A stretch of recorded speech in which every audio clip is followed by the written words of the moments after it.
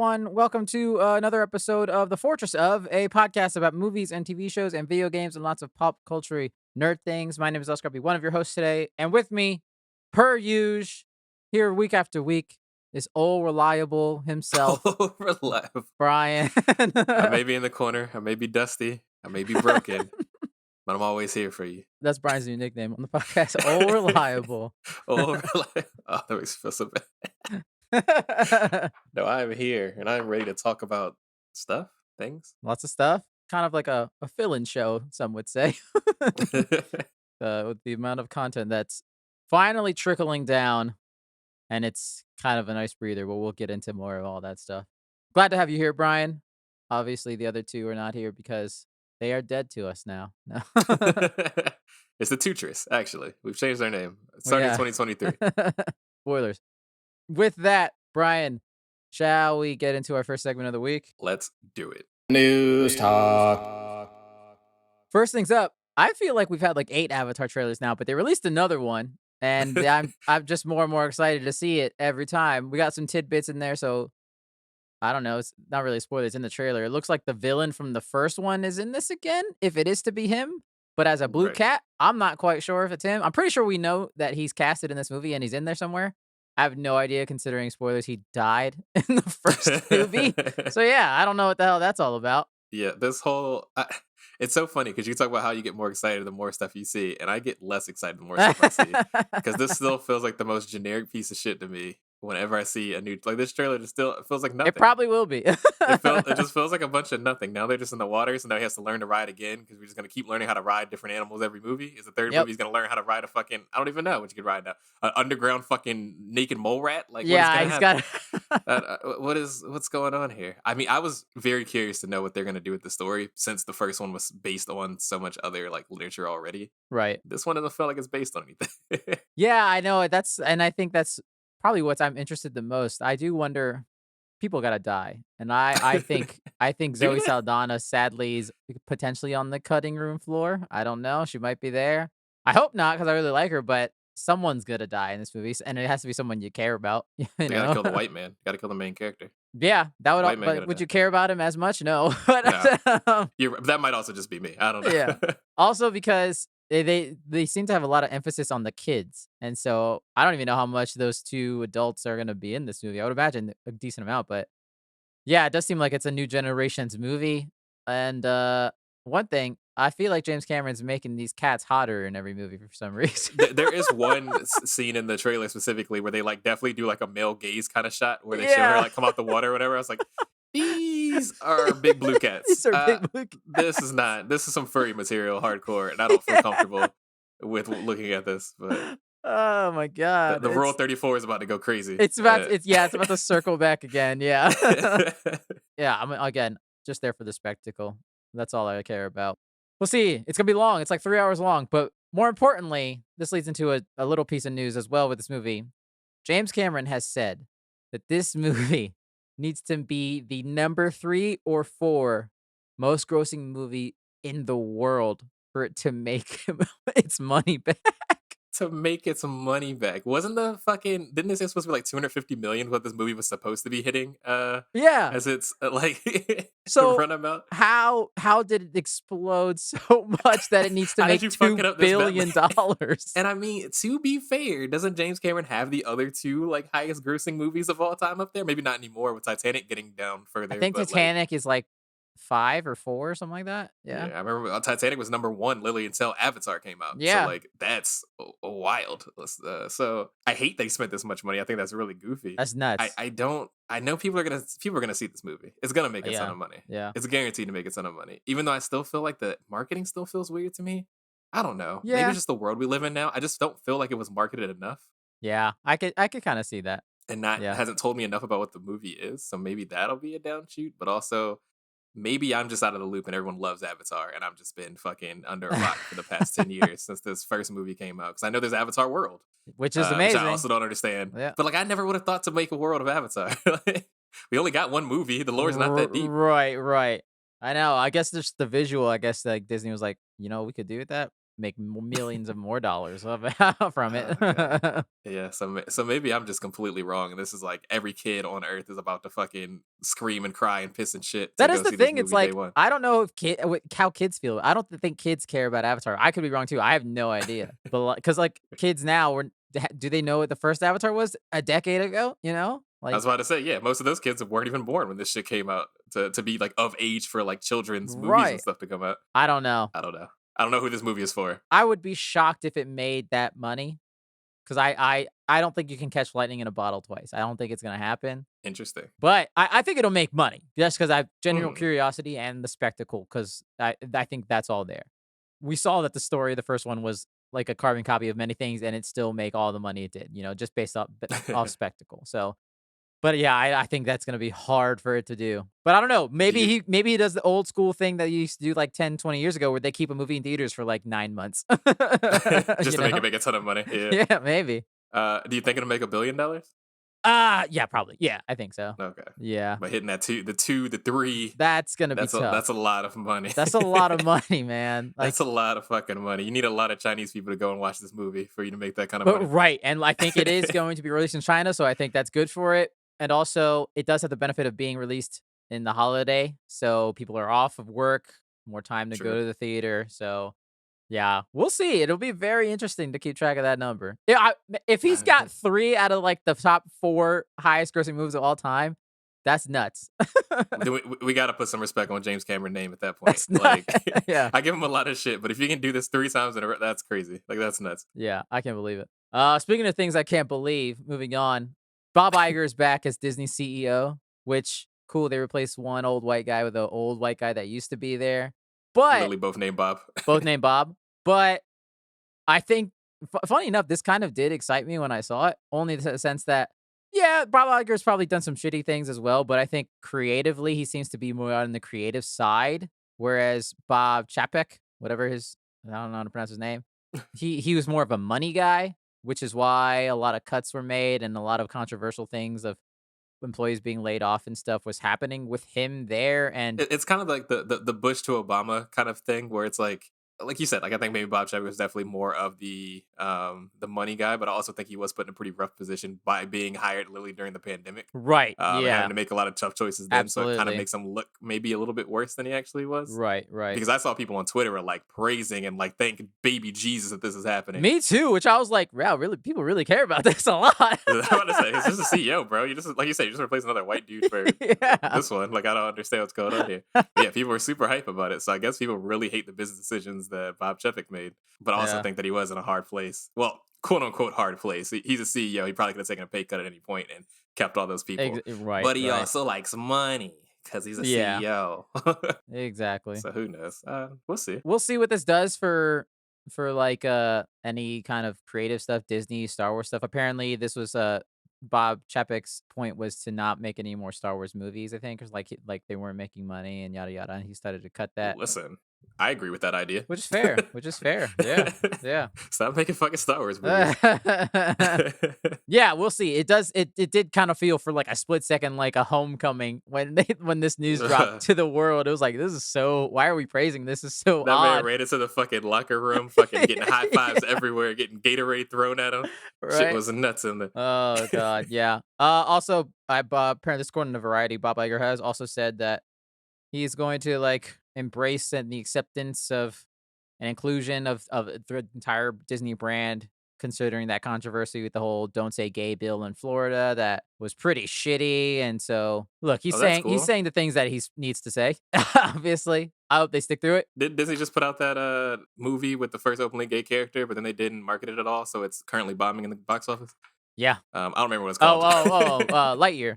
No, not Lightyear. There's one that came out since then. That's the funny thing.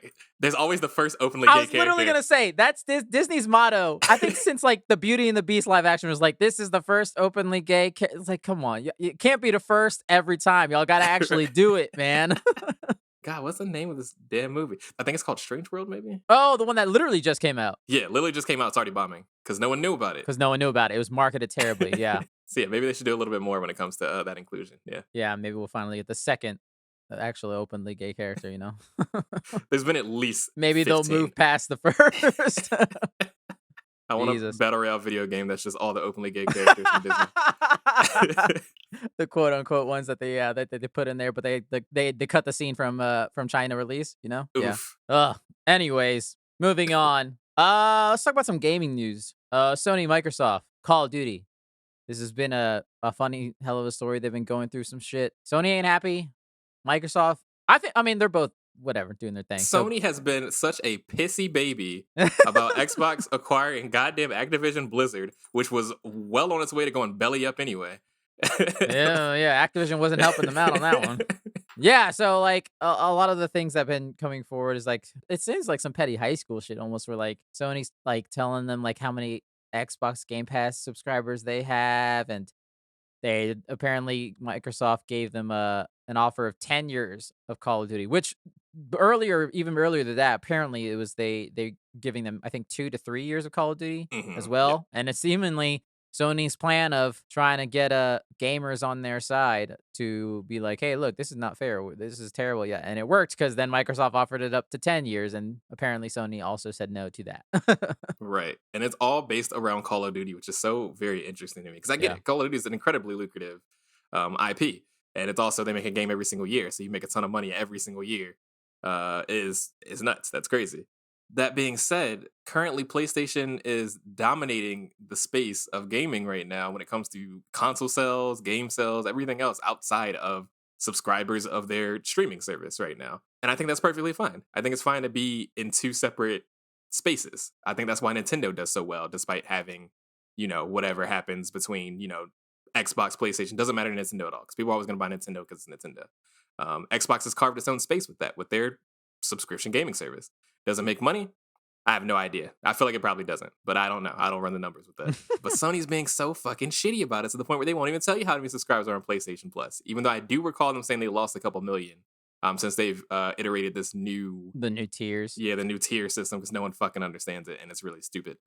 Yeah, it's not worth it. They tried to sell it during Black Friday. They're like, hey, take 25% off. I was like, nah, I'm okay. No, thanks. I mean, it really sucks for you as someone that plays most games when they do come out, or at least fairly shortly after, because there's no... Like, Xbox Game Pass gets some games at game one. Like, A Plague Tale Right, came out day right. one. You could play that game as soon as it came out. Yeah. Whereas it's like, oh, well, you can play Spider-Man, which, like, that's cool for someone like me that hasn't played Spider-Man yet. But Right. most people that own PlayStation probably played Spider-Man. Probably played most of those games already, yeah. Right, because they were first-party exclusive games for that system. Like, Yeah. I don't know. So I know. feel like just Sony's being really shitty about it, knowing that they already have a damn near monopoly on the console war so far. Right. And this little tidbit of Call of Duty is somehow, I don't know, shaking their bones. Really weird. It's millionaires fighting millionaires, so it's really I Right, mean, I guess literally. like the thing that I would say is that it's better for gamers if it's on everything, in Right. that sense. But I just think it's funny how like not Call of Duty, Sony threw Battlefield under the bus.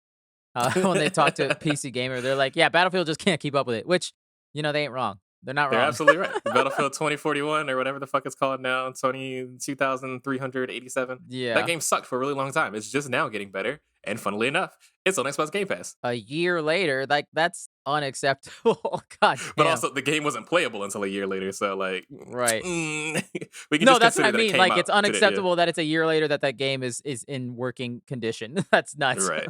That's normalcy now. That's the world that we live in when it comes to gaming right now. Yeah, sadly. But I don't know. We'll see what ends up happening. They think they probably have at least one more Call of Duty next year, and then that's where they might be up in the air. I think Yeah. eventually Sony probably will just make a deal because I think they'd rather have Call of Duty pay an exorbitant amount of money per like unit of Call of Duty sold rather than not have it, I guess. But Right. And Call of Duty makes a ton of money, so it's not like you're really losing money outside of from the Right. forefront. Exactly. The deal's gonna probably go through. I know we didn't talk about how the FTC is currently trying to block it now as well. Right. They did this similar things with Fox, with the Disney acquisition of Fox and stuff like that. Yeah. I don't think it's an antitrust issue personally, but I know we got to go through the red tape before we can actually get anywhere with that kind of stuff. Yeah.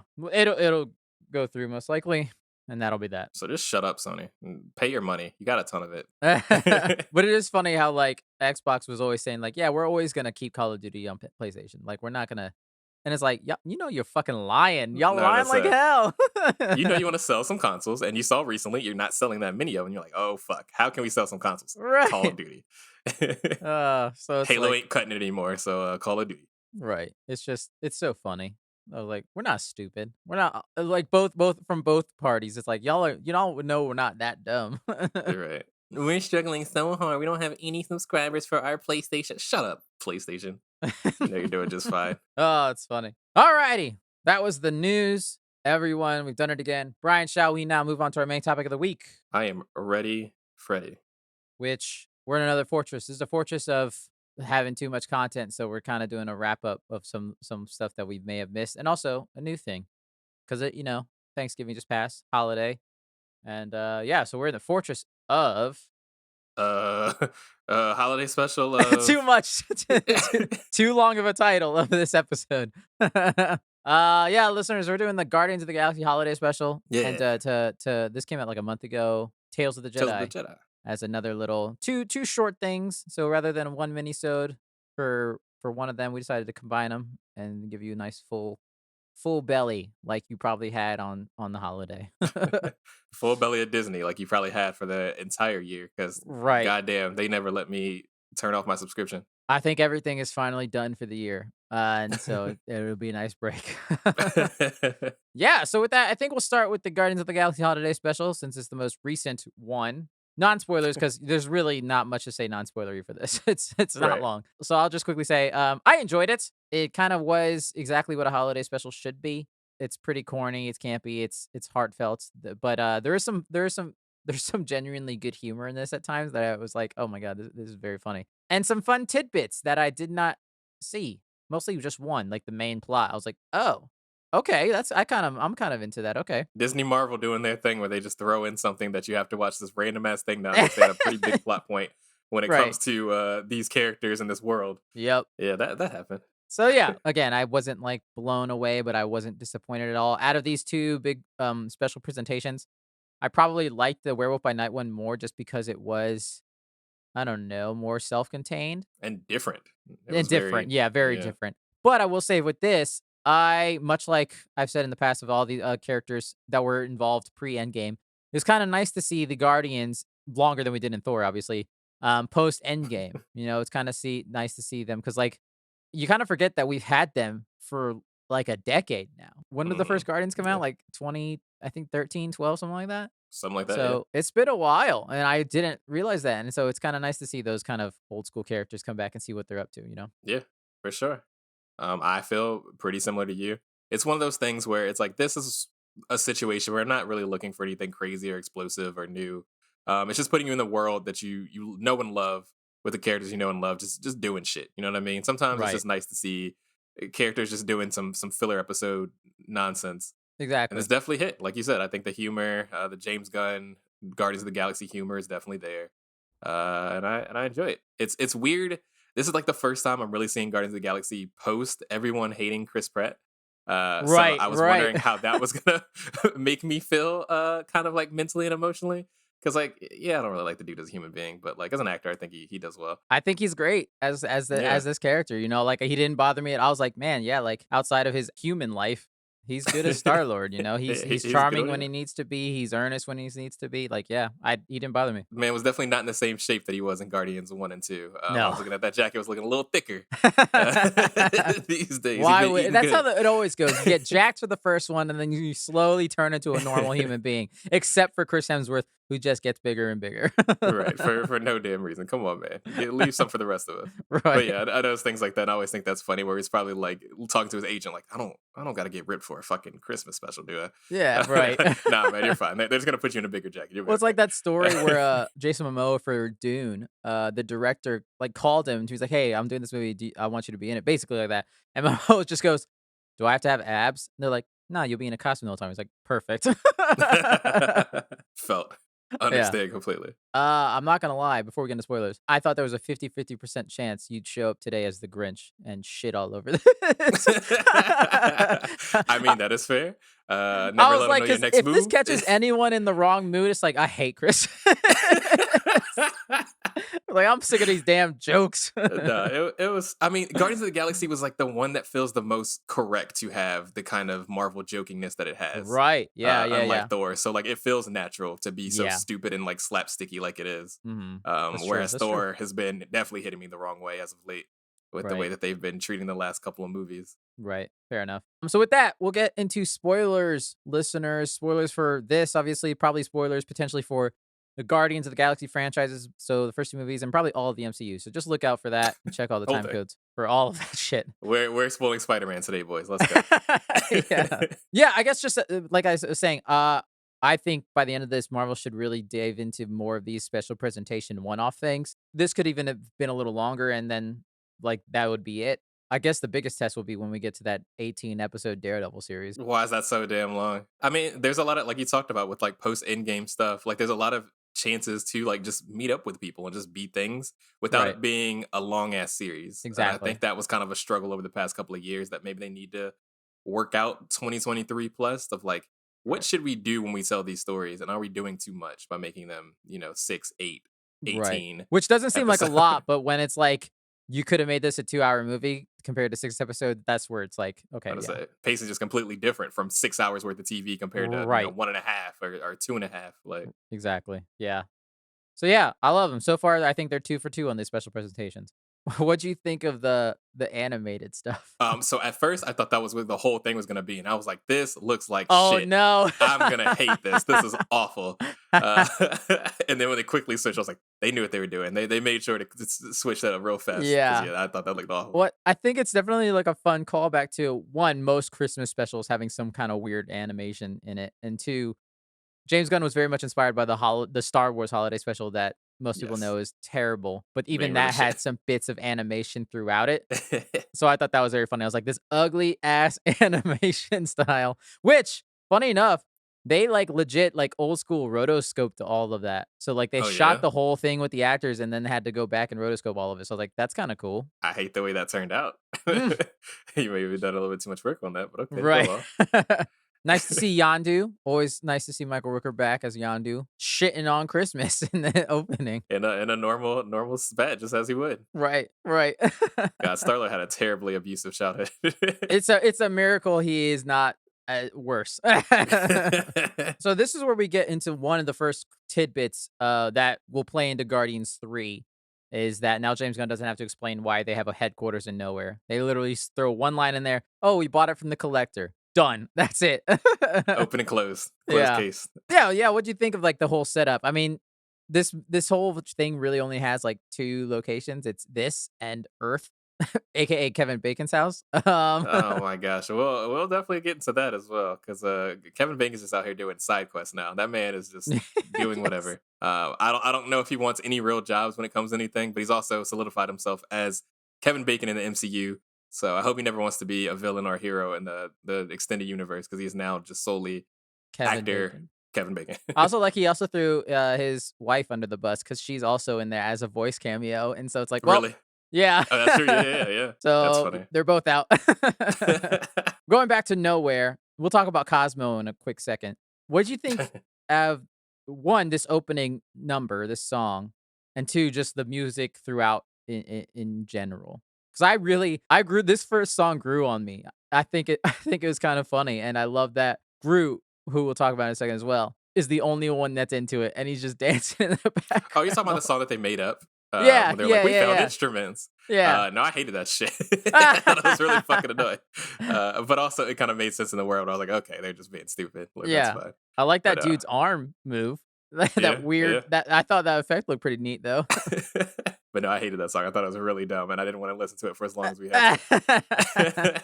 Why the fuck is Groot so swole? That's what I was like. And they were talking about how he's still a kid, and I was like, why we go to Swole Group? Why is he so swole? Like, damn, my boy, thick. He Yo, built like fucking Drex right now. he does. He looked like a Ninja Turtle. Yeah, I thought they were gonna say something about it and make at least one joke about it, but I think they only talk about his age one time when they just call him a Right. kid. I hope they bring it up in Guardians 3. You been eating creatine? What's going on, bro? He's on some kind of natural tree steroid. Yeah, and also like I guess it's clear that this is a different Groot. It's not he's not gonna turn into the Groot from the first movie, the long, lanky, skinny one. This Right. one's jacked. I think he's gonna turn into the Juggernaut instead. Right. Just no neck ass having. Yeah. Cosmo is introduced as well. I love Cosmo. I will die for Cosmo. I love Cosmo too. There are a little couple times where I'm like, I kind of wish you used a real dog. Yeah, because it's like they did the CG was very close to real dog, but Right. then it was still CG. So I was like, you could have just used the real dog, and it probably would have had the same effect. But Exactly, exactly. So we'll see how it looks in the third movie. don't they use a real dog in Hawkeye in the Hawkeye show? Yeah. Yeah. So, what the fuck?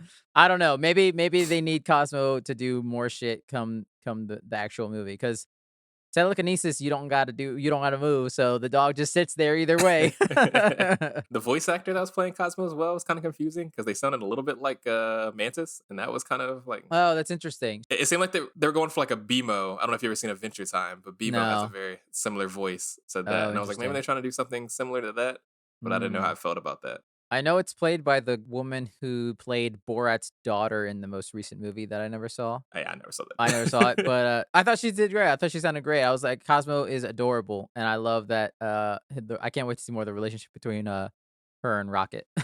And then the big plot driving thing that is revealed, which I think will be the biggest piece of info besides them, getting nowhere going into Guardians 3 is Mantis is Quill's sister. Half sister, but still. That was a random ass.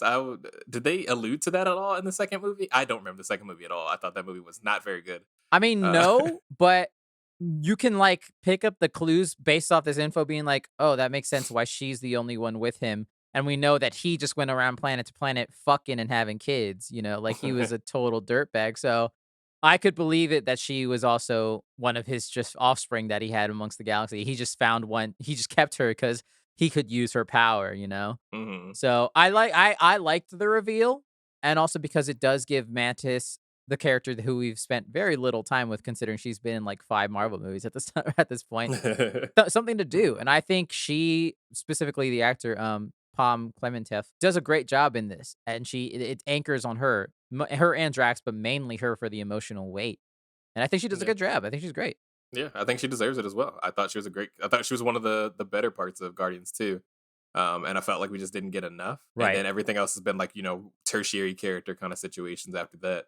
But yeah, like you said, we got a real chance to really focus on her and what's going on in her life and how she wants to, make a whole relationship with her brother, Yeah. Peter Quill. Let's talk about just their adventure. They want to get Kevin Bacon because he is the ultimate Christmas present. And this is where we get to the stupid part where Drex is like, let's kidnap a human being because that is the ultimate gift, is a human that you love. Right. I was like, yeah, let's do that. They're so, like, adorably stupid. Yes.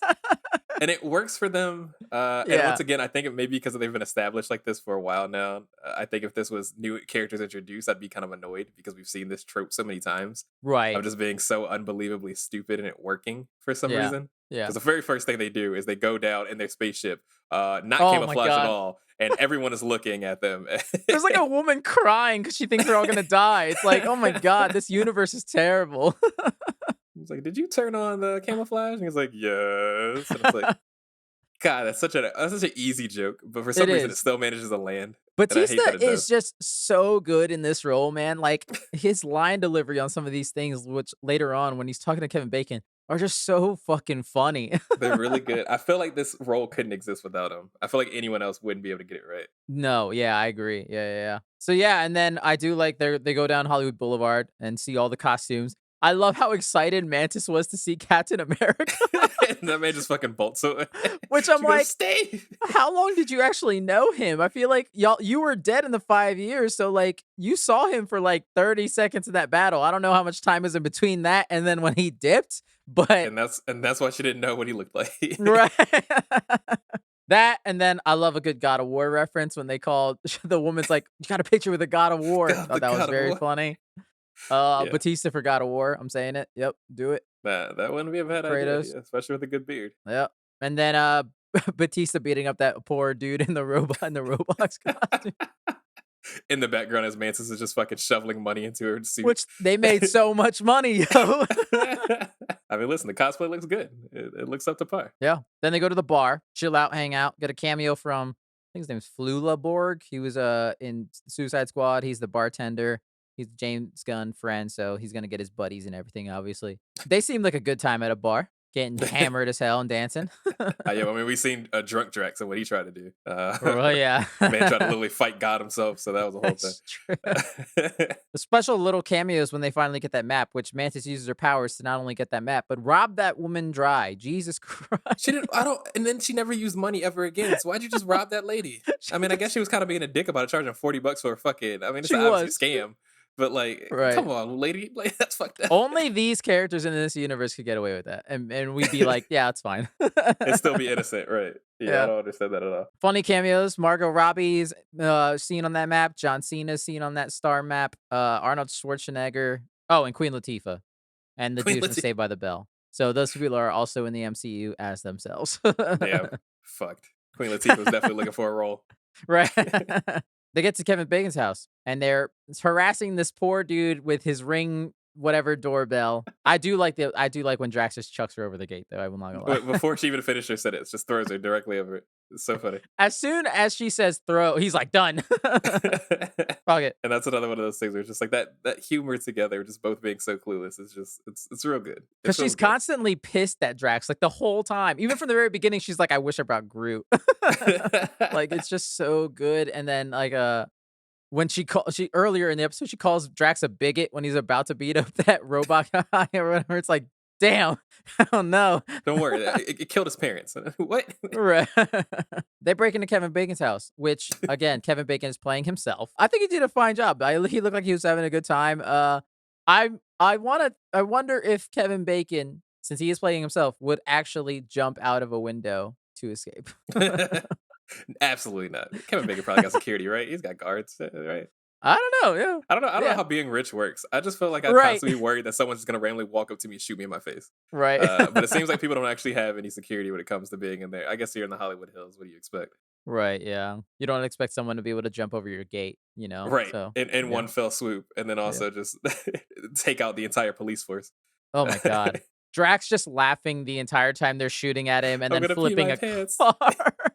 I didn't Oh realize my he was God. that strong. I mean, I guess I knew it, but like I never really thought about like the fact that they get shot with energy beams all the time Right. or whatever. Right. But I feel like that's just a Marvel thing. But it's like, yeah, And that's the thing that's, I guess, slightly disappoints me with Drax's character is that he's called Drax the Destroyer and he's barely done any destroying.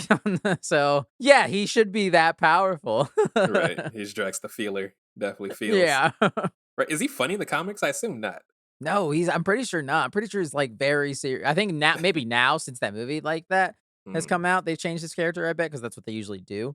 But I think before that, no, he was just like a hardened warrior type of Right. dude, you know? Piece of shit. Yeah. that's Kind of what I like how he figured. is in the first 5 minutes you see him in that movie before he starts cracking dry humor jokes and shit. Right. Right. Yeah. But I will say, with Kevin Bacon running away, that shot of Mantis jumping around his house towards him is legit terrifying, and I would be afraid as well. Absolutely. Are you kidding me? That's nuts. That's I don't care no. how many jokes they're telling me. I'm terrified of these two random humanoids. Yeah. I will. This is probably the only time I'll say this. I felt bad for these cops, though. They were menacing these cops, man. Just nuts. I was like, oh no, they were not prepared. They're literally just trying to protect Kevin Bacon and needed to call the cops. I mean, yeah, and they did what they were supposed to do, and they got wrecked for it. And then they it's have the so- nerve to fucking apologize to him and be like, yeah, no hard feelings, right? All right. She gives him a candy cane, and they're all good. Does this look like a man? Just look like a man. Like that joke should not work at all. Because it's so stupid. I don't know It's who so wrote that, but dumb. that one fucking just flat as hell. What in the world? Oh God. Yeah. And yeah, then they kidnap him. Mantis uses her old powers and 100% kidnaps Kevin Bacon, brainwashes him literally, and they take him away. He was almost a Nazi a general that was Oh, fighting against the Nazis at one point. Right. Thank God she changed that up. I do like how James Gunn they get another Batman Bruce Wayne reference in the MCU. So also James Gunn does have a new job at DC. So I guess he's just like, yeah, I'm gonna say, yeah, we can say this. What are you gonna do? Fire me? I'm your boss. No. I didn't even think about that. Yeah, that's super weird. Yeah, so Batman is once again canon, or at least Batman movies are canon. In Right. the MCU. I do find that their surprise for Peter Quill when they go back is absolutely adorable. Like they set up all the lights, the snow, like it's like such a like that's why I can't be mad at them because they legit think they're doing something so nice. And they are. They're Right. just taking it a little too far.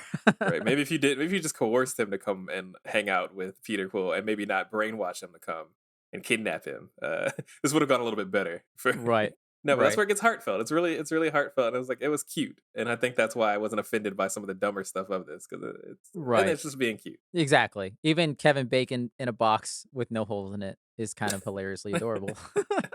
Yeah, and then that's kind of it. Obviously, Kevin Bacon gets convinced to stay. They sing a nice little another song. So Kevin Bacon does not dance, which I'm upset. Footloose fans are probably upset. He does not dance in this at all, but he Oh does no, sing. he does do his old man singing Yeah. thing. The old man I learned guitar at 48, and I'm just now breaking it out now. But Right. yeah, it was very hardcore, like Christmas special of like any kind of Yes. movie or like TV show, Lifetime movie you might watch on TV, Exactly. Hallmark. And I thought that was kind of nice. I was like, oh, they brought it back. So just like we're gonna go save Christmas. And I'm like, Exactly, very much. And I dude, like, I had an epiphany in this episode where it's like I don't think I thought about this at the time in the movie where Kraglin's telling Kevin Bacon, where he's like, "You were a hero to him. You saved the whole town with dancing."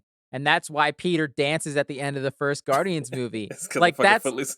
that's nuts, dude. That's crazy. Save the whole universe because of Kevin Bacon. Right. And so I think James Gunn is a master at that. He has a lot of like cynicism sort of in his things, but when he earns those earnest, heartfelt moments also in every For single sure. movie he does. He's great at that shit. And then we also get the montage of all the gifts. I love that Groot gets a Game Boy and Groot genuinely looks so fucking excited. It's like a dope. And then does he make everyone a bunch of like custom gifts? They That's so kept his fucking artistry kind. going, dude. That's so kind. Like, what the hell? Oh, it's so good. I love artistic Groot. Right. Oh, also we got to talk about Nebula dancing to Oh, fucking. That was rough. what was that? A lot of this felt like the what if, specifically the one with A the little Chadwick bit. Boseman in it. Yeah, where it's like, Yeah. what if everyone was really goofy and funny instead of Oh my having to God. kill each other all the time? And Nebula doing that really hit the nail on the head there. It really did. Her just like that straight, like stone cold gaze as she's like popping her neck and shit was so good. That, and we have to talk about she got Bucky's arm and gave it to Rocket. So Is that gonna be something that matters later? Like, does that mean Bucky's gonna have a different arm at Thunderbolts? Like, what does that mean? Also, I like to assume that she seduced Bucky and took his arm in while he was asleep. I'm telling, like, they're both weird robot people. I'm just saying. this is true. I don't I'm know. just saying. I hate that. But yeah, that was a great callback to the fucking arm. That was so funny. And of course, Mantis gives Drax his little elf man that he moans about the entire fucking the show. It was good. Yeah, Mantis tells Quill that he's a sister. A very heartfelt ending. Obviously, he's very excited. That'll be the big plot point going into the next movie, which I'm assuming is going to also bring some heartache if we do get any kind of character deaths in Guardians 3. I don't know, but James Gunn's been going around saying how that movie's gonna be sad. It's gonna be hard. It's a goodbye to all of these characters, I would assume. But the nature of how and why Is that a Guardians of the Galaxy plot point? Does everyone just die? Is it no, like a I don't Suicide know. Squad kind But of I there's gonna have to be some reason as to why this might be the last we see of this team, at least of Guardians. I don't know. Well, Gamora already ate shit, so that's fine. Right, right. Maybe Drax will die. Yeah, because Batista has said I think Guardians 3 is probably his last thing ever in the MCU. So I don't know. It'll be interesting, but again, this was nice. If that movie is going to be like a somber final note for those characters, this was a nice little give me before that happens of some happiness. That's pretty much it. There's a post credits where Groot's a tree. More funny humor shit. Overall, I enjoyed it. I don't see myself probably watching this every year as like a Christmassy tradition type of thing, No, absolutely not. but it was This is fun. a one But and done. I can also say that for a lot of the MCU stuff, like I rarely go back and watch things again. So especially like shows, I haven't gone back and watched any of the shows again. So Absolutely not. yeah, that's pretty much it. Let's move on now to our second piece of main topicness, Tales of the Jedi. Very quickly overall, I fucking adore this. I love this, man. 6 episodes, shorts, amazing. We'll get into it, but man, I want some more Dooku shit. Yeah, no, I felt almost exactly the same. I didn't realize how short it was. I didn't actually look at how many episodes it was beforehand. So at the end of the 6th episode, I was like, what the fuck? Oh. What the fuck is this? Wait, what happened? I told you, man. It was short. It's short and sweet. I love the way that they do these animated. It's like the animated shorts that we see so often are exactly what I want from the movie so bad. And it kind of is upsetting, but also kind of nice that we at least get this. But I'm just like, Right. this is what I've been wanting to see about this part of the storylines. Like, this is the part that I wanted to see. Yeah. So it's so interesting to finally like get that actual lore, kind of reactively, I guess. Right. Yeah. Shall we get into spoilers? We gotta. It's all Spoilers from here spoilers. on out on this. Probably a lot of Star Wars-y stuff, Attack of the Clones, all the episodes, yada yada yada. Just be aware of that shit. Let's start with instead of going in episode order, let's start with just each character arc. So let's start with Dooku. So episodes 2, 3, and 4, Justice Choices and the Sith Lord.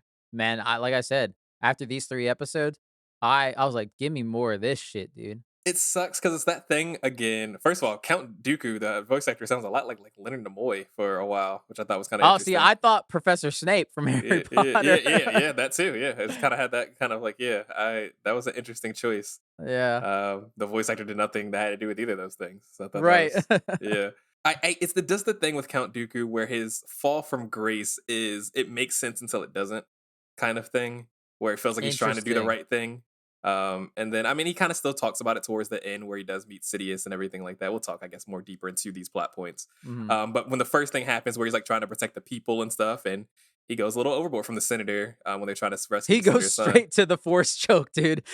And I mean, it's like he's kind of going the same way that I think that Samuel L. Jackson, Mace Windu was going when it came to trying to kill Darth Sidious. Where it's like he's a piece of shit. He's Maybe not just yeah. putting him in jail isn't enough. Maybe he needs Right. to be ridden from this world. The world would be a better place without him. Who gives a fuck if he has a son? I'm sorry. Your dad Right. sucks. Such is life. It happens. Yeah. I was on the side at that point. I was still on the side. I was like, yeah, fuck him. That's what I'm saying. Like Dooku, like throughout these 3 episodes, he's got a point. And like I think that even all of this adds to.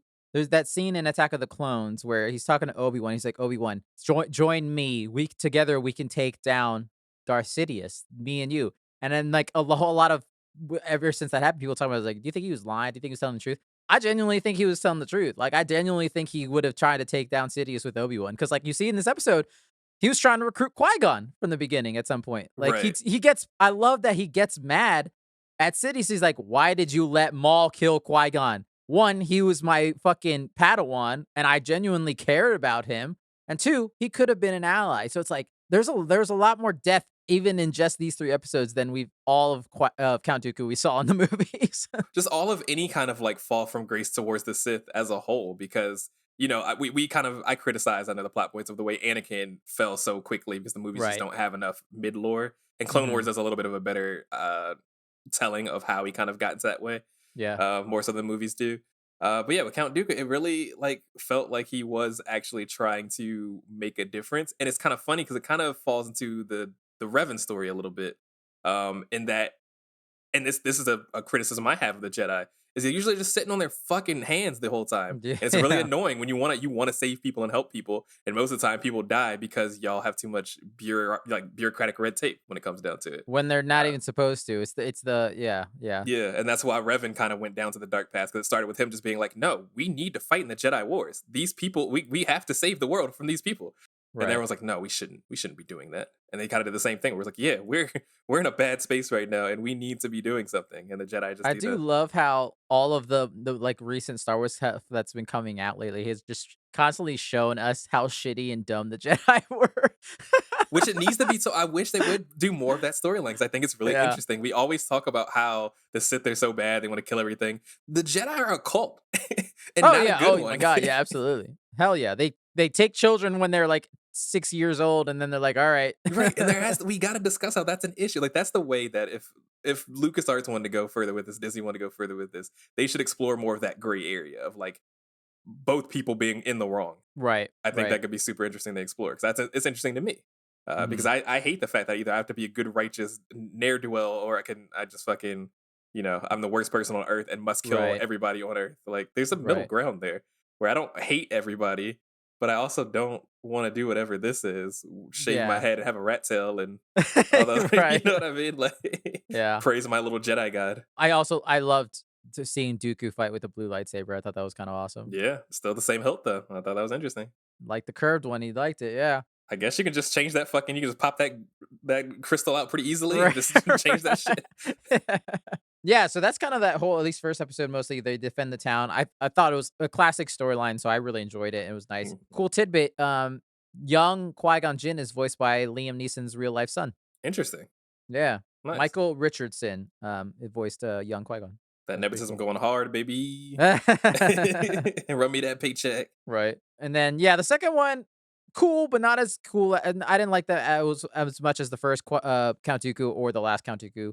Him and Mace Windu, again, Mace Windu just being the proper little good boy Jedi that he is, was like, no, we gotta leave and tell the council. And Dooku's like, no, bro, no, let's just investigate. Come on, what are you doing? And interesting that Mace Windu, this is pre on the council Mace Windu, so he's not as important as he gets yet. This one Yeah. was cool. It's a little reveal. They have a little force fight that these people killed one of the Jedi that was there because they think the Jedi are puppets and they're not going to do anything because that senator that is on that planet is a piece of shit. And, and they're right. Like even Dooku's like, yeah, we kind of are puppets and we are, we don't do enough. And Yeah. It was one of those, once again, an interesting exploration of like, yeah, we're just kind of the police. And it's like you said, it's like you guys end up really just kind of holding up the status quo of like rich people, benefiting. And then all of us, we still sit here poor and hungry. Right. For what? While you sit there and wave your lightsabers and pretend you're the all do goods. Yeah. And I think that gave Dooku one of his second like realization of like, damn, am I doing the right thing? And then he gets passed up for council. So that probably doubly pisses him off. Right. Yeah. He's Because like, Mace Windu gets a spot. right. He's like, you took, that should be my seat. You know that, right? So yeah, that added a little bit of fuel to that fire there. Some politics among the Jedi. Yeah. Yeah. That's pretty much that episode. I don't really have much more to say beyond that, except for TC Carson, who we kind of recently talked about. The original voice of Kratos was Mace Windu in this episode. Oh, nice. I didn't realize that. Yeah. And then this gets to the Sith Lord, the not debut because we've seen Yaddle before, My but girl doing her damn thing. Let's woo! go. God damn, this was amazing. I'm so bummed she's dead. Yaddle made a really. I still don't understand why she did what she did when she opened back up that door to I walk in with no know. strength and then get Ugh, fucking slain instantly after that. When Yoda literally did the complete opposite, where when he got his ass beat, he ran. he dipped out. He fucking dipped into a vent like a little rat. Right. But sometimes you just got to take the L, and her Yeah. righteousness end up being her downfall, unfortunately. Sadly, which I mean, the music and that whole moment of her lifting that gate was amazing. But I'm like, yo, get out of there! What are you doing?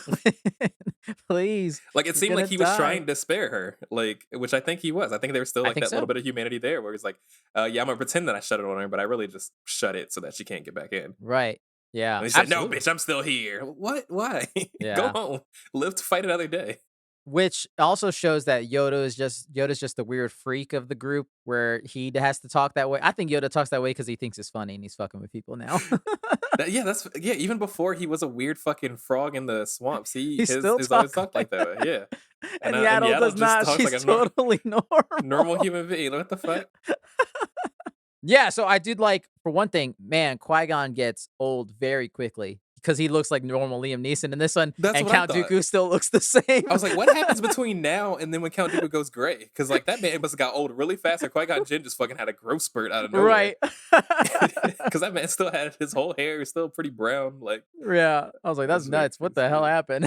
happened? Yeah, it kind of also shows more of the Jedi. It's sad, like Count Dooku's never met Obi-Wan up to that, like even to that point when he's talking. That's the last conversation he ever has with Qui-Gon alive that we see in this, and he still had never met Obi-Wan, his Padawan's Padawan, which I guess it's just the coldness of the Jedi of having no like ties, and you just can't even be buddies with your Padawan to meet his other Padawan. Like it's just Right. interesting.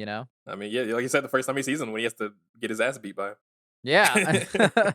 And it shows that, like, even Dooku's a little sad, like, when he's like, they grow up so fast when he's talking to Yaddle about Qui-Gon, and it's like, he did care about Qui-Gon, and he does care about this order, he just sees its failings, which are valid, again, like, which I think why this is so interesting. And again, like I said earlier, which is why he's so fucking upset at Sidious when he's like, you killed Qui-Gon. Why did you tell what the fuck? I loved him. He was my Padawan. Doing the little Sith thing where it's like, we're Oh, actually really bad. And right. it's like, Yeah. yeah, man, maybe you should have saw that coming. When you see a man wearing a hood that Yeah. looks like death, maybe don't trust the things that he says. Maybe he's not always being the best guy. Yeah. Yeah, so I was kind of like I said, I was sad that Yaddle's gone, but it does fix that little gap that's like, where did Yaddle go? They really Obviously. brought her in just to fucking kill her, and that pisses me off. Yeah, because like I thought like because she says earlier in the scene that the tree when Dooku said that Qui-Gon's dead, she's like, I stepped down from the council. I was like, oh, that explains why she was on the council in episode 1 and not there for episode 2. I was like, so Right. she's in the clear. She doesn't have to die. And I was like, you killed her anyways. God damn it. In What the the fucking hell? saddest way. Slayed her like a fucking pig on the ground. Oh god, it was like killing an old dog. Jesus Oh god. Christ. Also, how do you fight something that small? Like I saw they were doing the like fight or whatever, and he was just like waving at the ground over and over again. I Like, mean, stupid little shit. Fucking get there's out a of here. it's like dealing with a little pest. I mean, that's how he got his training. That's why he stood so long against Yoda and I guess Attack of the Clones. True. It's just a rat with a lightsaber. Yeah. Yeah, so great. I fucking loved it. Also Bryce Dallas Howard voiced Yaddle. Yeah, more Dooku stuff. Loved it. Is that all you got to say about it, or can we move to Ahsoka? Yeah, let's do it. I love seeing Count Dooku's story. I didn't know anything about it. I don't know this lore. I don't know if it existed in anything before this. Right, yeah, I don't know how much in depth. Obviously, he's in Clone Wars, the show, but that's post obviously Attack of the Clone stuff. So Mhm. yeah. But yeah, so the next 3 episodes, 1 and then 5 and 6 are this a big Ahsoka episodes. Number 1, the first episode I would say is probably the worst out of all 6, but it's not a horrible episode. Does that make sense? Ahsoka's mom sucks. You suck, mom. How do you just? Oh no, Ahsoka, no. Okay, I I'm will gonna go back home. Didn't even try to chase. Didn't even make an attempt. right. I will say that roar she gives is pretty dope. I was like, that's I thought she badass. was gonna do some badass shit, and then she got her Yeah. ass beat, and I was like, oh, okay. But let's be fair. This tradition is terrible. This is a Yes. horrible fucking tradition. Yep. Oh god, yeah. So yeah, this is also a very basic. It's baby Ahsoka. This is where you discover, Ahsoka is Jedi, as the old woman says. Yeah, I mean, there's not much to this one. Yeah, I like how it's just the visual of a baby riding that weird space lion thing back. which looked really bad to me. Yeah, it wasn't the best effects. Yeah, Everything else looked really good because they were hunting and stuff, and they killed like the weird deer esque thing, and then that tiger esque animal came out, and I was like, that does not even match the background. Like that right. looks really shitty. Yeah, it did. Yeah, that was probably the weakest part. I'm pretty sure I saw that in what was that show with the Transformers, but it was the animals. It looked like I was that. literally thinking of Transformers. Yep, it looked like that. Yeah. The Beast Wars or whatever. Yeah, that weird like 3D animation type shit. Yep. Yeah. That's Yeah, funny. so I didn't like that so much, but it was an interesting story of talking about how they found out that she was Jedi because she's a dude, the tiger monster. These 3 episodes really show, like, I guess Ahsoka was a lot more special than we originally thought. Based off of this, and then based off the next episode, where it's basically Ahsoka gets the shit kicked out of her for years. The episode, but before that, it's weird that Obi-Wan, well, I guess not Obi-Wan, but Yoda and Mace Windu are all watching her training session, which I'm like, there's got to be like a lot of Padawans at this point. So this girl's got to be real fucking special to have those 3 Jedi watching her train, you know? She's the chosen one of the chosen one. Apparently, yeah. Which I always found weird that Anakin not being a master was still able to have a Padawan. I'm Right. like, how did that happen? How did they work that out? Right. Maybe it was a need for some reason. They might have explained it in Clone Wars. I can't remember. I can't remember, yeah. Maybe it was just to keep him occupied instead of doing some dumb shit. Fair. But yeah, Homegirl is strong. She's really strong. Yeah. Which makes me really upset that she's not more in the main series because she could have been one of the coolest characters in the entire She's coming. world. She's coming. Yeah, finally. Hopefully it's good, but yeah, absolutely. Real quick before we leave that training session, there was a cool cameo. I don't know if you saw it in that training room, and then right outside when her and Anakin are talking, you see young Kanan from Rebels. Oh, no, I He's didn't the see that. kid with his master watching Ahsoka train. Only reason I caught it because he looks like him, and we just saw him. If you saw the Bad Batch, right? Mhm. Yeah. That's Kanan at the beginning of that one Jedi that they let get away. Mm-hmm. That's Kanan from Rebels, and so that's who we saw in the beginning of this episode as well. So I thought that was kind of cool. That is really cool. Yeah. I like the Bad Batch was in there, or at least one of them. Rex was in there. Rex was in this, yes. Obviously, if you've seen Clone Wars and Rebels, you know how important Rex is and him and Ahsoka's relationship. Nuts that they just stun her over and over again for hours on end. Like And they everyone's say just she okay was with that. out for an hour. What a waste of time. Yeah, so I don't know how, because she got knocked out at least 8, 9 times. So were they there for just like 24 hours straight? They said it was taking less time eventually. And then years had gone by, I would imagine, like Right. from the beginning to the end. It's like, that's a lot of brain trauma, man. Like, was it worth it? You can do other training stuff, but That can't be good. But it does give, like, what for me was like one of the coolest moments was the ending of this episode. And you might not have known this because you didn't watch Clone Wars. The ending of this episode is in between a scene in the final episode of the Clone Wars series. oh, that's pretty cool. So, like, when Rex says, "I hope all that training paid off." I guess spoilers for the Clone Wars, the final final season. That where she's walking out is in the middle of Order 66, and that's why That's it's what all I those clone figured. troopers. Yeah. That's what I just basically assumed. Because I never finished Clone Wars because I'm lazy. Yeah, yeah. I would say if anything, watch the final 6 episodes or whatever. The Word. last arc is fucking amazing. But yeah. So yeah, I thought that was pretty damn cool and it got me very excited. And then the last episode, Resolve. I kind of adored that she's at Padme's funeral. But yeah. I like little like retcons like this that like they don't fuck with anything up, but there's like just little tidbits. Like if you go back and watch episode 3 now, you can be like, Ahsoka's there somewhere. And yeah, it kind of broke my heart when she tells fucking Bail Organa that when he asked her why are you here, it's dangerous. She's like, she was my friend, and it's just like that's that simple. And it's like, yeah, like obviously she would know her. Anakin was her master, you know. Right.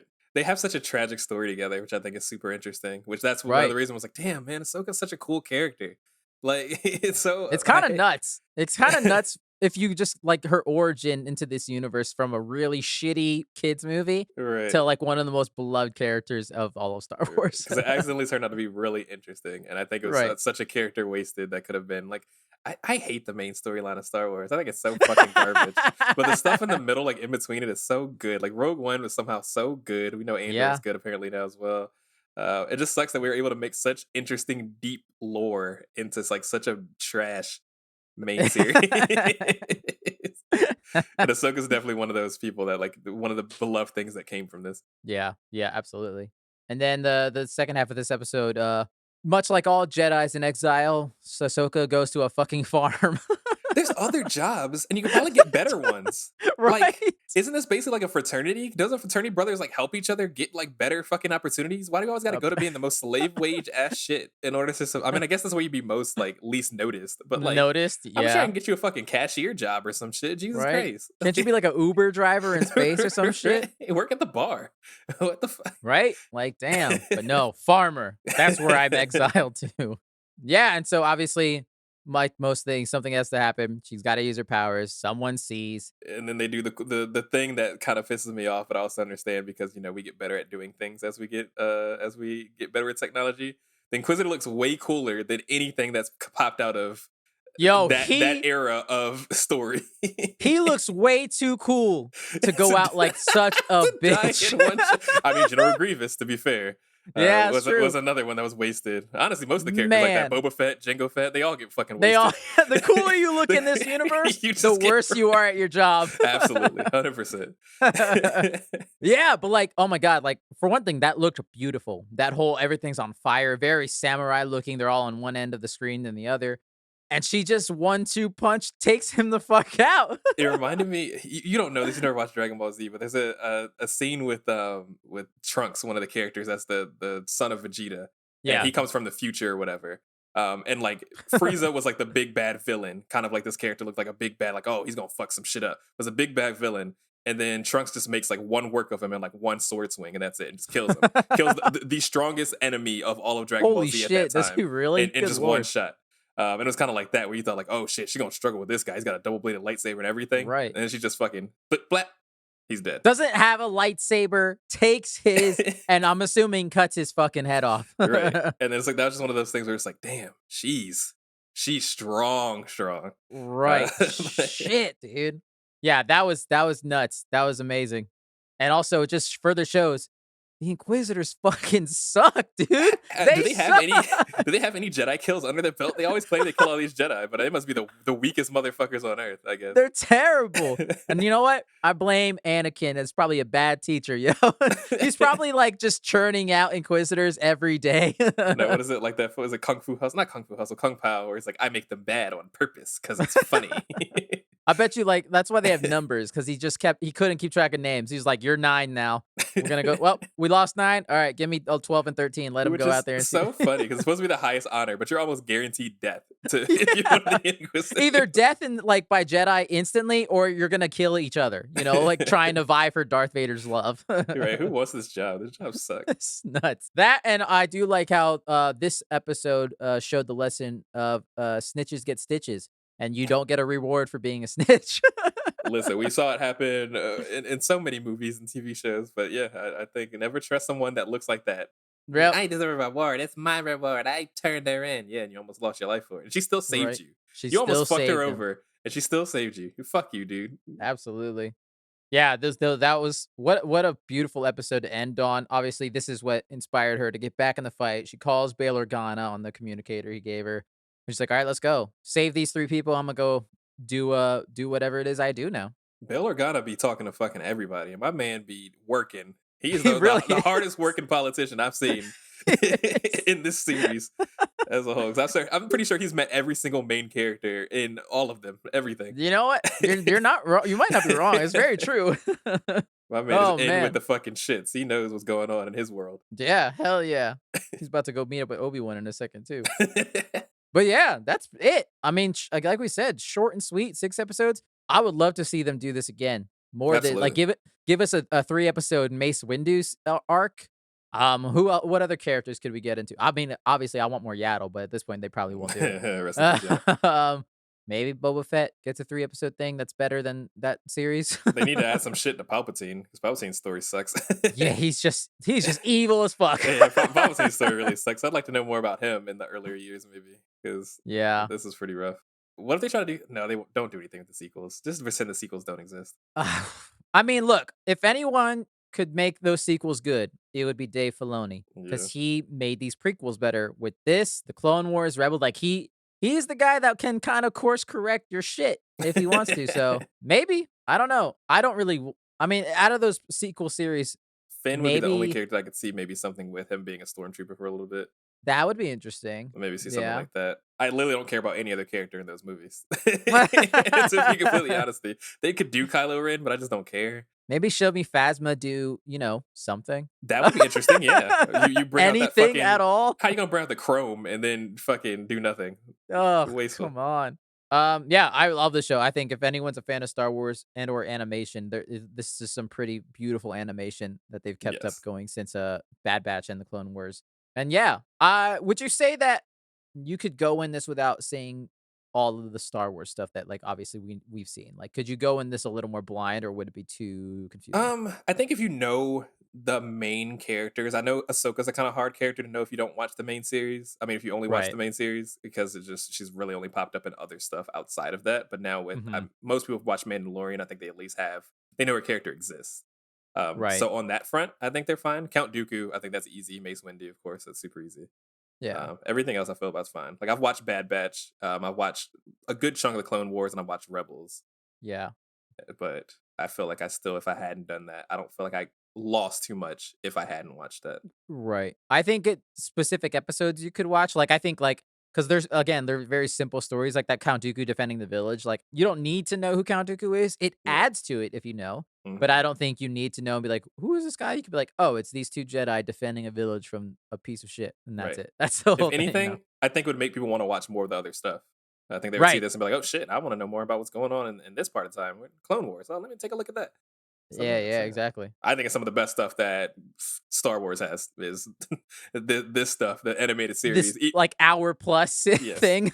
Even Bad Batch and stuff, I think it's like pretty strong stuff compared to what we've gotten on the silver screen for sure. Yeah, absolutely. Rebels is really really good, I think. Yeah, I And would Clone agree. Wars, I think it's fun. I think I need to skip. I think some it's got stuff. select greatness, and Yeah. then some not as much. I think I should have skipped some stuff, but Yeah. that's okay. But yeah, very nice. That was great. Brian, Shall we now move on to our final segment of the week? Let's do it. Which we like to call free for all listeners. This is a segment where we kind of do whatever we want. We can talk about our day, recommend something, talk about life, nap, rant, fight, whatever we want. It is free for all. Brian, what you got for us this week? I can talk about Overwatch 2. We've been talking a little bit Oh about boy. Blizzard and things of that nature. And I want to talk a little bit about how much I hate free to play games and how that is now the standard of most Oh multiplayer boy. experiences right now because it is super annoying. We talked Yeah. a little bit about it in our news segment where we talked about how games have often come unfinished. That being said, Overwatch 2 is a lot of fun, and I would recommend it to people that do like competitive shooters, even if you haven't played Overwatch 1. It is a good experience. It is a fun experience. It is also a slightly broken experience. And that's fine. They're trying to, balance 35 characters, which is ridiculous. And they want to add a new one basically every 4 months. That's way too much. They can't do it. They won't be able to do it. It's going to be bad. This game is Right. competitive shooter, by the way. People make money to play this game. So to not be balanced is bad. But my big thing I Right. want to talk about is money. So this game is free to play. The original game came out May 2016. It cost $40. For $40, you got the video game, you got everything that came with it, all the skins you could unlock by playing the game. They had loot boxes, and that was a pretty strong issue for a lot of people that you could buy whatever. I don't Right. care. I was able to get everything I wanted just from playing the game, and that was fun to me. Now this game is free to play. All that's gone. Every single skin that you'll ever receive is going to be paid, including the old skins that were from Overwatch 1, which I think is really fucking Which disrespectful. that's probably the most atrocious part out That's of this. Yeah. the most atrocious part, that if you've never played Overwatch 1, you can no longer get those skins unless you're willing to pay high amounts of money. Like one skin for like the old skins is about $10. The Ugh. new skins are about $25. Also, this is what bothers me the most. Also, it's a skin in a first-person game. You will see your arms at most. Or Like- you can emote and then see your skin. But other than that, Or the only like- people that are seeing the skin is the enemy team that is shooting at you and your Right. friends. Like Which that blows my mind. man. $25 is too fucking much. Now, to be fair, I don't really play Fortnite like talking about. I don't really play a lot of those other free-to-play games, so I don't know what the standard price is for a skin. But if the game only originally cost $40 for the old game, and you're paying $25 for one single skin, you've almost paid for over half of the video game that you are now playing for free. And I get that people will be like, "Well, you don't have to. You just don't have to spend money." Don't worry, I don't. I didn't buy the battle pass. I'm not buying the skins. 'Cause that's fucking stupid. I'm not wasting my money on this stupid game. Fuck y'all for that until you get this together. But at the same time, it just doesn't. One of the core experiences of Overwatch was the customization of your character. People love the skins in the game. That's like Blizzard is very good at making like very artistically like impressive characters and skins and environments and stuff like that. That's a big draw to Blizzard. Their art department is one of the best art departments I think in gaming right now. And now it's wasted because they're fucking grubby and money hungry. And like, isn't it like when they were released the second one, they took away the first one, so you can't even play. Can't even play the first one. Can't even play the first one anymore. Oh, that's nuts, dude. Like that's kind of gross, Isn't it? And Blizzard's known for doing that. They did the same thing with Warcraft 3. They remastered Warcraft 3. The remaster was really, really bad, but you can't play original Warcraft 3 anymore because they just put it right on top of it, away. which is really Right. shitty. So now everyone hates Warcraft 3, and people are finding emulators and other ways to fucking play that game. And that's ultimately what happened. Yeah, with these things, and then the company gets mad. It's like, don't do that. It's like, well, you took away a game that I paid for that I loved. Yeah. It's so weird. Like, yeah, like if I had paid to get the first Overwatch, and you took that away, that makes zero sense to me. I should get something. Something should be added to what I get that I right? No, I got nothing for it. I got all the skins that I had from Overwatch 1, but they better have. Yeah, that seems normal. Right. I think that if they were going to try to make right and still do the free-to-play thing, like whatever, Cash Shop is fucking stupid, but I don't care. I can live without it. I make Right. it a point never to pay money for that kind of stuff on purpose. But Yeah. all the legacy skins, anything that you made before Overwatch 2 came out, should be able to be earned in-game. I think it's really disrespectful I to agree. now charge people money for something. I say shelve them as legacy skins. Make them be able to be earned in the game, maybe even earned in Battle Pass. I don't know, because right now the Battle Pass is really bad as well, and it's not worth the $10 that they charge you for it. And then everything that Right. you make new, you can put that in the cash shop. That's fine. I can accept Yeah. that. But like, this skin came out in 2017. You made it for a game that costs $40. I paid the $40. I should still be able to earn it. Like, Right. Right. Exactly. I don't think that's a wild Yeah. thing to expect. I mean, Blizzard's not known for making the right decisions, and most things. And that's what So sucks because it's giving me the Halo vibe, where it's like at its core, it's a really fun video game. I'm having a lot of fun with it. I'm happy to be playing it. I wasn't going to for the sole reason that the game is goofy like that, and they're just mhm. money hungry pieces of shit. But it's fun. Wait, so does that mean you finally I just remembered you resolved your whole cell phone number account issue? So that was the whole thing too. They took it away for a little bit, and you were able to do it. I talked to a customer service person. They were very nice, and they helped me get my shit Okay. removed and added to it. But then they took it away, the phone thing completely, to let new people join in. Like if you had a Blizzard account for a long enough time, they didn't make you put in your phone number. Now they put that back on again. So now you still have to put in your phone number, but they're allowing Oh boy. prepaid phones now. So even the poor people can do it. Oh, God. Still fucking stupid. There's still a cheating issue. It's not stopping anything. They're just being lazy. Instead of putting in actual anti-cheat, they're doing the stupid phone number thing, Oh, which I'm jeez. not a huge fan of, but Right, right. whatever. I'll survive. Maybe well, some company will figure it out one day, you know? I don't understand why I gotta be like this. Just fucking stop being greedy and do what people want in game. It's not like Activision has another fucking franchise that makes them billions of dollars every year. Right. Overwatch Oh, could take no. tomorrow Right? and And they'd they'll be still cr- fine. right. They'll be fine. Well, nice. I'm glad you were able to play. I'm glad it's playable. But yeah, that other shit sucks. That sucks. A bummer. I will go now. Last. For again.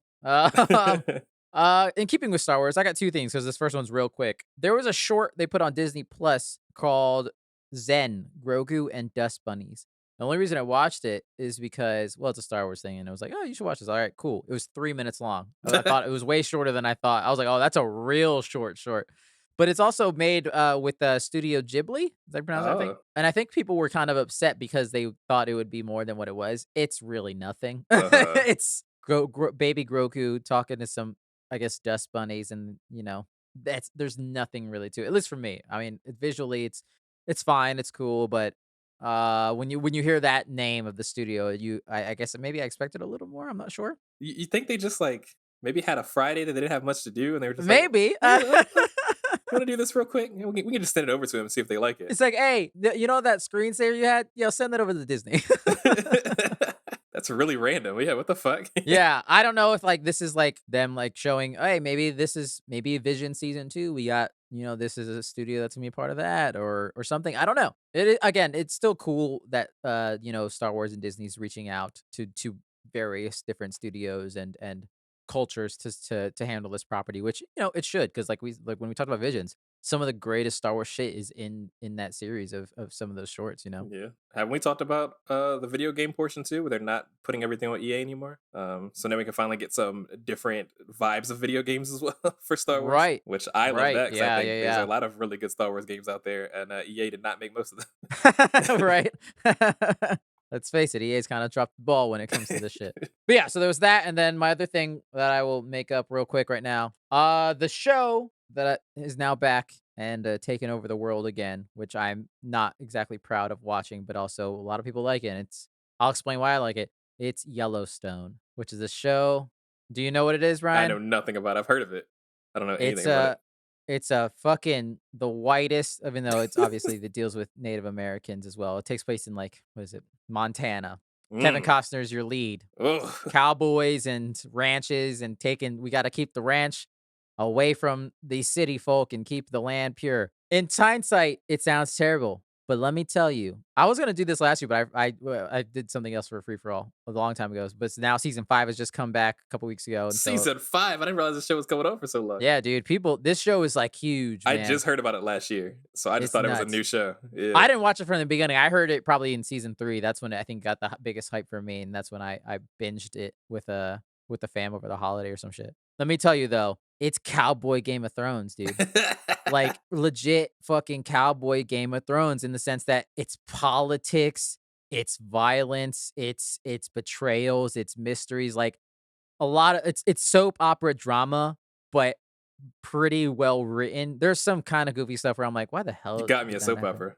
You know I love some fucking Grey's Anatomy. You got me a soap Yeah, opera. man, and that's what I think, like, it and it does takes it get past it's like, do I really care about any of these white folk and their ranch that, they stole from these Native Americans anyways, whatever type of shit.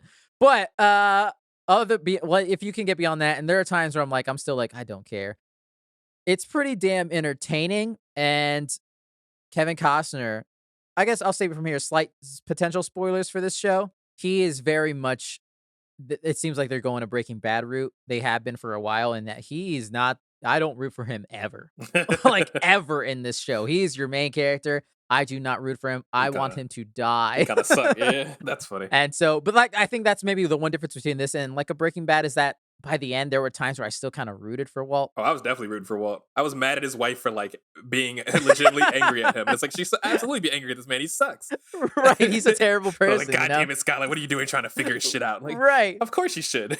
And I think in this, I don't feel as into Kevin Costner's character, whereas this, I'm like, no, I don't really like you at all. Really, you don't have much endearing. You're a bad father. You're terrible at what you're doing. But it is, like I said, entertaining. And I would say to if you are a little hesitant, I would watch maybe a couple episodes and just see how you feel. But again, I wouldn't blame you if you don't want to watch it because it is white folks complaining about being white, and it's like, there's the worst issues. That is not initially selling me, but that is interesting. Yeah, exactly. I'll look into it. What does it come on?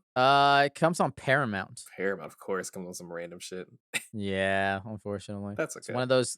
It was like the last like on cable TV show to exist and not on streaming. Oh, interesting. Yeah. And now it's like getting a bunch of spin-offs. Like it had one spin-off already and it's going to get another one with Harrison Ford in it coming soon next year, probably like that, Shouldn't it be time for Harrison Ford to sit down? Yeah. Isn't man like 187? Go to bed, man. It's time for a nap. Absolutely. Absolutely. But yeah, check it out if anyone's interested. Yeah, it's fucking cowboy Game of Thrones.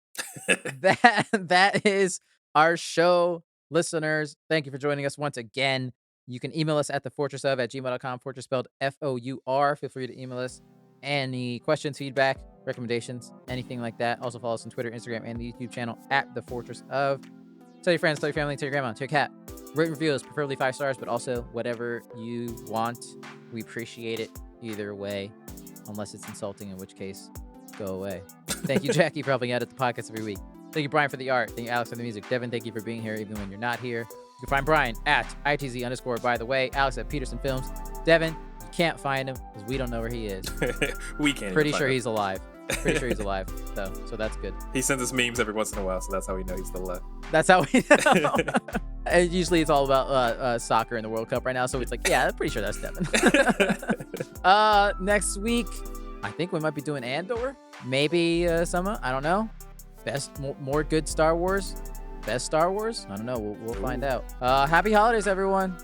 And put a coat on. Let's go out there. At night it is. During the day, it's like randomly 70 degrees because global warming is killing us all. It's coming for us. We're all going to die in a fiery ball of fire. It's going to be great. All right, everyone. We'll see you next time in another episode of The Fortress of...